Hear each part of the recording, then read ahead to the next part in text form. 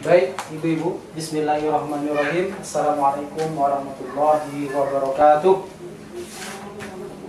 Alhamdulillah, puji syukur kita panjatkan kepada Allah Subhanahu wa taala karena pada hari ini kita bisa bertemu kembali setelah beberapa pertemuan yang sudah kita lewati bersama.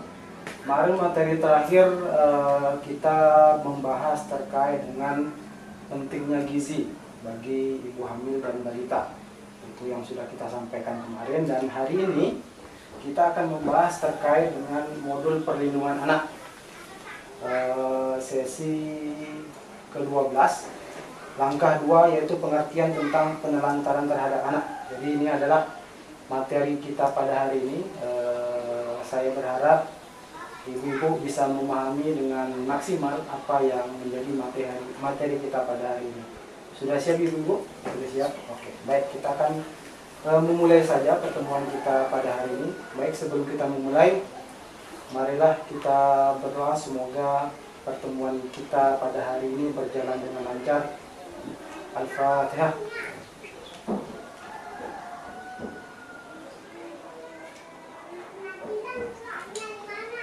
Selanjutnya, saya sebelum kita memulai materi yang lebih dalam, saya ingin bertanya kepada ibu-ibu, apakah ibu-ibu pernah mengetahui atau pernah mendengar istilah penelantaran terhadap anak?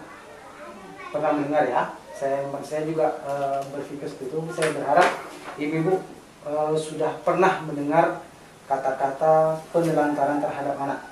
Nah, di hadapan ibu-ibu ini sudah ada salah satu contoh penelantaran terhadap anak. Saya minta ibu coba dibacakan, Bu, kasus Taspirin. Agak kencang, Bu, ya. Kisah Taspirin, bocah 12 tahun yang harus menghidupi 3 adiknya.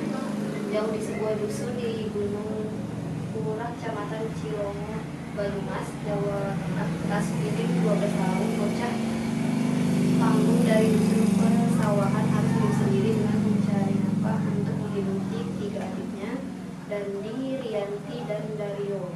Taspirin harus bekerja di sawah agar adik-adiknya bisa makan. Di rumah bilik kayu dengan luas 5 kali 7 meter persegi, dengan satu ruang kamar luas 3 kali 3 meter persegi, dan sebuah dapur dengan tungku kayu bakar serta isi perabotan yang sangat sederhana. Dan hanya terdapat 2 buah kursi panjang dan 1 meja beralaskan lantai semen yang sudah pecah. Hidup 4 bocah sebatang kara. Ayah mereka pergi bekerja di Kalimantan bersama kakak tertuanya, sementara ibunya meninggal akibat tertimbun longsor saat sedang mencari pasir 1 tahun lalu. Ini bocah-bocah tersebut harus hidup sebatang kara dan tidur dalam 1 kamar dengan kasur dan bantal yang sudah tampak busuk, dengan ditutupi matras.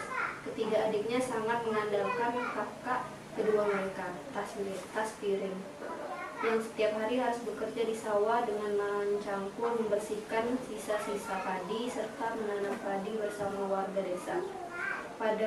Pada saat masa tanam, ibu sudah meninggal dan bekerja di Kalimantan bersama kakak-kakak, kata Taspirin. Hampir setiap hari Taspirin mesti pergi ke sawah untuk mencari uang demi menghidupi ketiga adiknya. Para tetangga sekitar yang simpati dengan keadaan Taspirin pun kadang sering membantu memberikan nasi maupun lauk pauk bagi bocah-bocah tersebut. Tak jarang mereka hanya makan dengan nasi seadanya, namun tampak nikmat. Kalau berangkat ke sawah jam 7 pagi dan pulang jam 12 siang. Kadang sehari mendapat 30-40 ribu sehari. Itu beli beras dan sayur, sisanya untuk jajan adik-adik. Jelas bocah yang telah putus sekolah itu. Pagi sebelum dia berangkat ke sawah, Taspirin harus memasak nasi dan sayur untuk adik-adiknya. Selain memasak, dia harus mencuci pakaian, menyapu, serta memandikan adik-adiknya. Tapi bukan hanya sekedar memandikan dan memberikan makan untuk adik-adiknya, dia pun bertanggung jawab terhadap akhlak adik-adiknya dengan mengajak adik-adiknya sholat dan mengaji di musola depan rumahnya. Oke, jadi itu adalah salah satu kisah terkait dengan penelantaran anak, yaitu yang dialami oleh Taspirin, bocah 12 tahun yang harus menghidupi ketiga adiknya. Setelah ibu-ibu membaca tadi, kira-kira apa saja sih sebenarnya pekerjaan dan tanggung jawab yang dilakukan oleh Taspirin untuk menghidupi kedua adiknya? Kira-kira apa yang ibu baca? Kerja di sawah. Bekerja di sawah ya.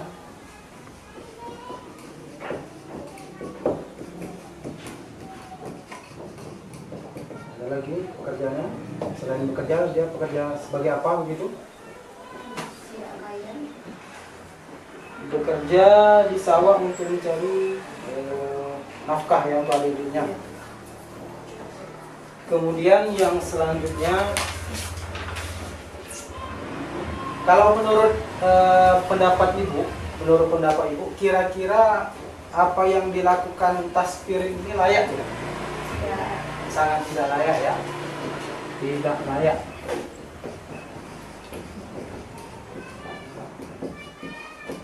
Karena anak-anak seusia Taspirin yang seharusnya masih harus belajar, harus sekolah, ini diberikan tanggung jawab dan beban untuk mengurusi kedua adiknya. Tidak hanya harus mengurusi, tapi harus mencarikan nafkah, memenuhi kebutuhan hidup dan lain sebagainya. Kemudian seharusnya apa yang dilakukan oleh ayah atau kerabat Taspirin terhadap adik-adiknya? Seharusnya apa yang harusnya dia lakukan oleh ayah Taspirin? Kalau dari cerita yang sudah ada tadi,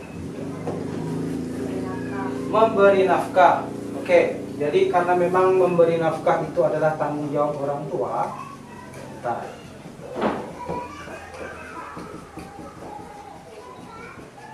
Karena tanggung jawab orang tua adalah memberi nafkah kepada anak-anaknya, makanya harusnya orang tua Taspirin ini adalah memberikan nafkah.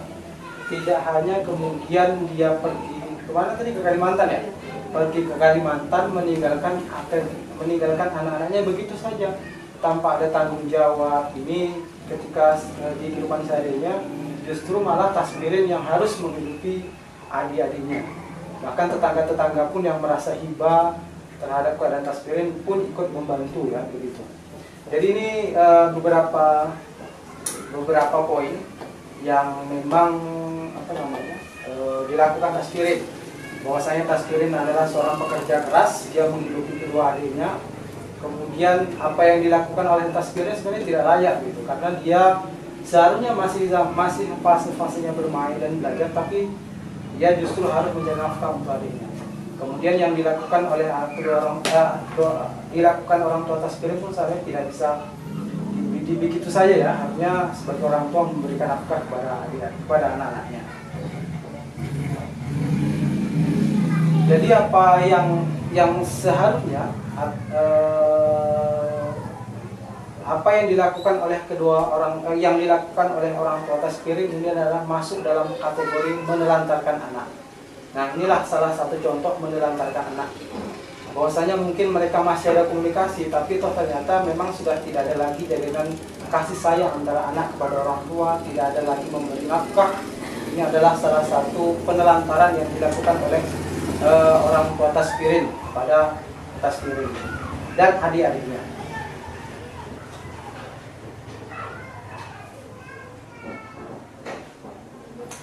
Nah, kalau dari cerita ini, salah satu bentuk penelantaran yang dilakukan oleh orang tua Taspirin adalah tidak dilakukannya kewajiban dan tanggung jawab orang tua dalam memenuhi kebutuhan dasar anak, termasuk kasih sayang dan perhatian. Nah, inilah masuk dalam kategori penelantaran yang dilakukan oleh orang tua Taspirin. Nah, ini coba Ibu lihat di sebaliknya.